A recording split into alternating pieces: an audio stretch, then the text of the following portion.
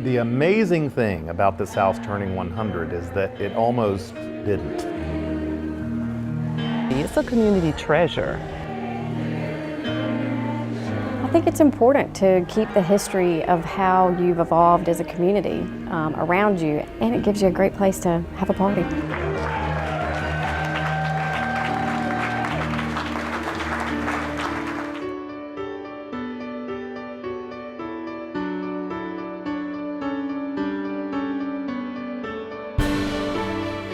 "100 years for any house is an important milestone, but for the Duke Mansion that has suffered a fire, been legitimately considered for demolition, had its future debated in the media, endured the indignity of being turned into condos, this landmark moment is even more worth celebrating." Making this last is not about saving an old house. People are not going to get inspired about restoring and saving an old house and put it in a glass box, and you can look at it from outside, but you can't touch it, you can't experience it.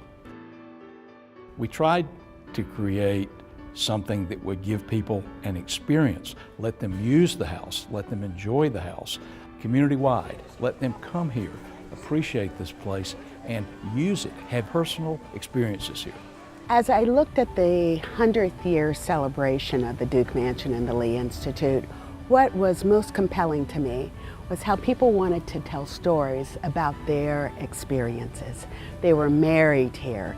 They met their husband or wife here. They were here for special moments and special occasions. So that history just lives on, and how people have contributed to make sure that history will be relevant in the future. This was a fun house, a place that we could enjoy because we had little kids, and they actually got to roller skate in the hallway out there. Built in the new suburban neighborhood of Myers Park in 1915 by the Taylor family, it was home and host to leaders throughout the 20th century. Its most famous owner was James Buchanan Duke. Buck Duke used the Duke Mansion as his home base to launch his most lasting legacies: Duke Energy, Duke University, and the Duke Endowment. He decided to buy this house, and this became his southern base. He was doing a number of different things. He was working on the success of the Southern Power Company, then became Duke Power Company, and he was also formulating his final vision for his great philanthropy, which was ultimately the Duke Endowment. It's an honor for all 15 trustees and all the trustees that have gone before us to do the work of the Duke Endowment and to fulfill Mr. Duke's vision, and I think to have a real impact on the two Carolinas and the lives of all Carolinians. One of his primary goals in buying this house was that he wanted Doris to know her southern roots, to understand where she came from, where her family had come from, and to learn some manners, as he said, from the little southern girls, which I thought was a great compliment. Mr. Duke decided that Doris needed some playmates, so he scoured the neighborhood in Myers Park, and within 3 blocks, he found 5 little girls exactly Doris's age and invited them over to play with Doris. One of those little girls was my mother. So as a result, my mother and I both knew Doris. I doubt that too many people still living that knew Doris. Now, all aspects of Charlotte carry a certain amount of history.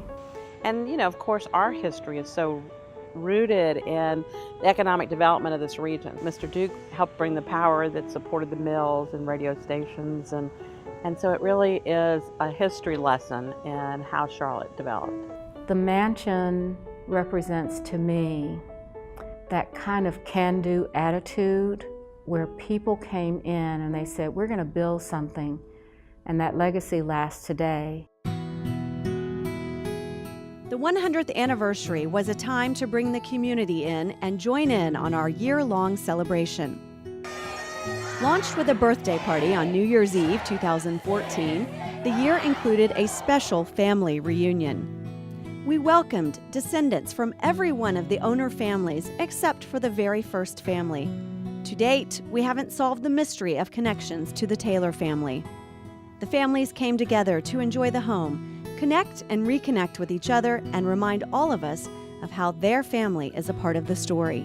We're going to take about 10 pictures. Make sure we get a good one. Everybody right here, 1, 2, and 3. The family reunion was a very special day of getting all the families that had ever lived here. Everyone came.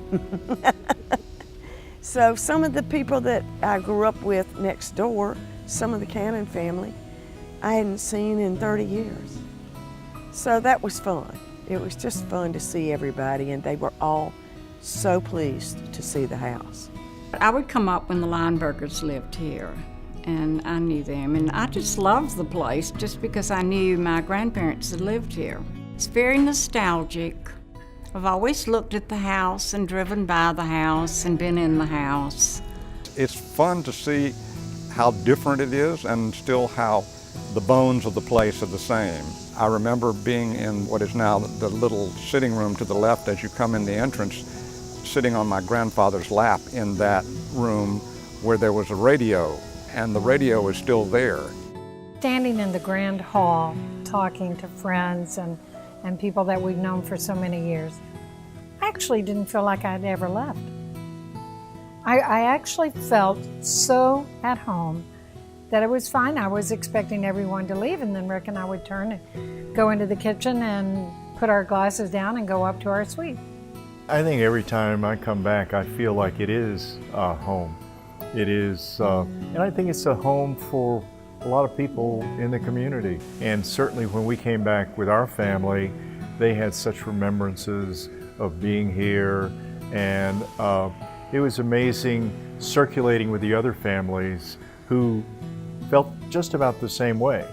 And we were all a big family who had joined in preserving the mansion for all the many, many years. In August, we threw open the doors and invited the community to celebrate for an entire weekend. This whole year we're celebrating our 100th anniversary, and we decided a year ago when we began planning that we wanted to make sure that the people of Charlotte got a chance to come in and see all the rooms, including bedrooms, and tour the gardens, a lot of which are brand new, and really get a sense of the place.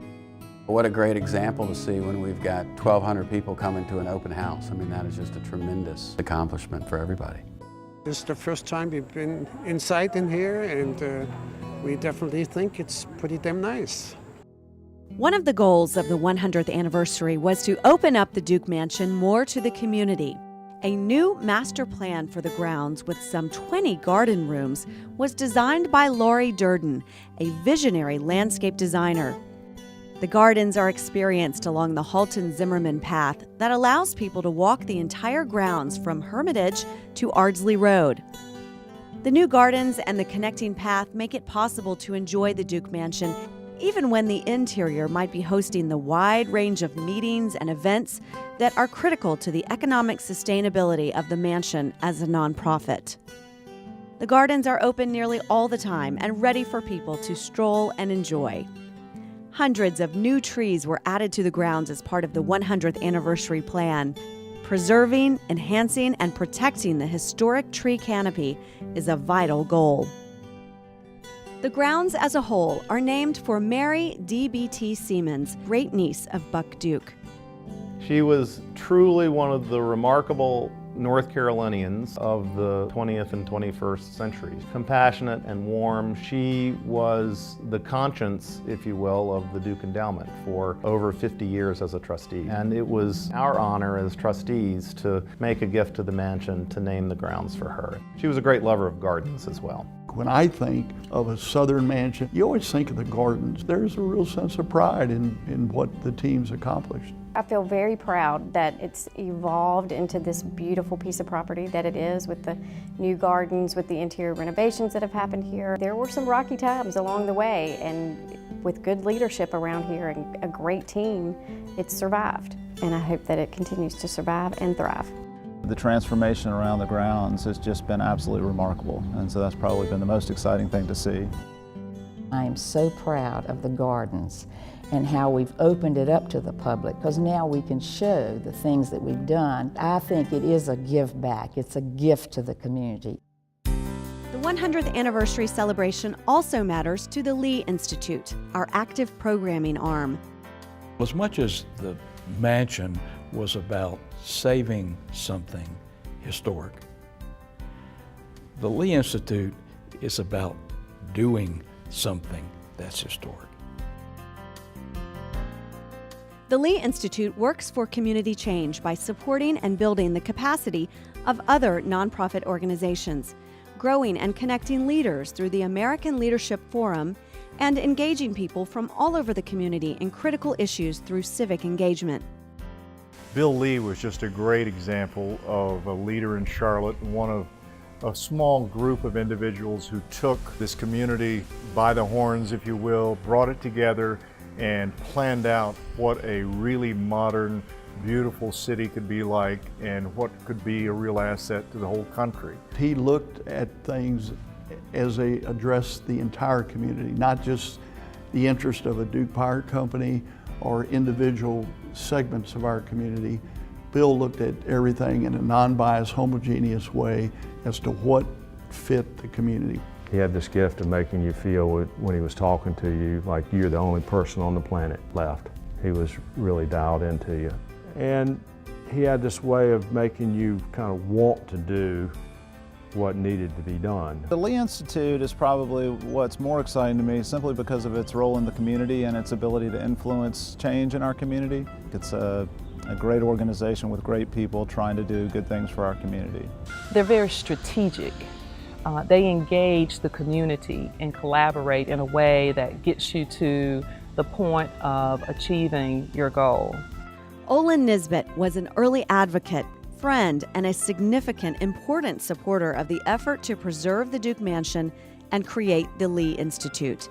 To honor his legacy of leadership and commitment, the Olin Nisbet Action Fund has been established through the generosity of Olin's family and friends. My father would be very proud of it, just because it has an entrepreneurial spirit, which he had, and really allows the Lee Institute to take on projects where there might not be an identifiable funding source. So is a great catalyst for the community to create change or foster some great ideas.